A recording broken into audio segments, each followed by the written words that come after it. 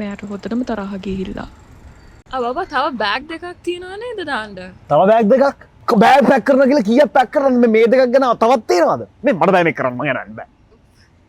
අයියෝ වාහනේ ගත්ත දවස් ඉඳලා වයිෆ් කින් බේරිල්ලක් නැහැ. ට්‍රිප් එකක් යන්න ගියාම අරක පැක් කරනවා මේක පැක් කරනවා බෑග් 50ක් විතර පැක් කරනවා. මේ බබා මේ වැඩේ කරන්න බෑ. හරිද? අර බෑග් 20ක් විතර පැටවුවා කියලා හරියන්නේ නැහැ. එළියට ගියාම මමනේ අදින්න ඕනේ ඒවා. ඔයා ගන්න නැහැ නේ. ඔයා ලස්සනට ඇවිදන් ගියයි. මමනේ අදින්න ඕනේ ඒවා. those are your bags also. I have one bag. One. අනිත් 19ම ඔයාගේ. මමනේ ඒවා අදින්න ඕනේ. Those are important.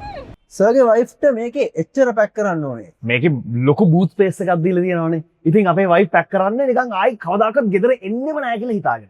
ඒ කියන්නේ කුස්සිය තියෙන අර ෆ්‍රිජ් එකයි මයික්‍රෝවේව් එකක් පුළුවන් නම් දාගෙන යනවා මේකේ. සර් මේ වාහනේ රේන්ජ් එක කිලෝමීටර් 480 නේද? වැඩි කෑ ගහන්න පා මම 280 කියලා කියලා නැත්තම් මට ගෙදර ඉන්නම වෙන්නේ නැහැ.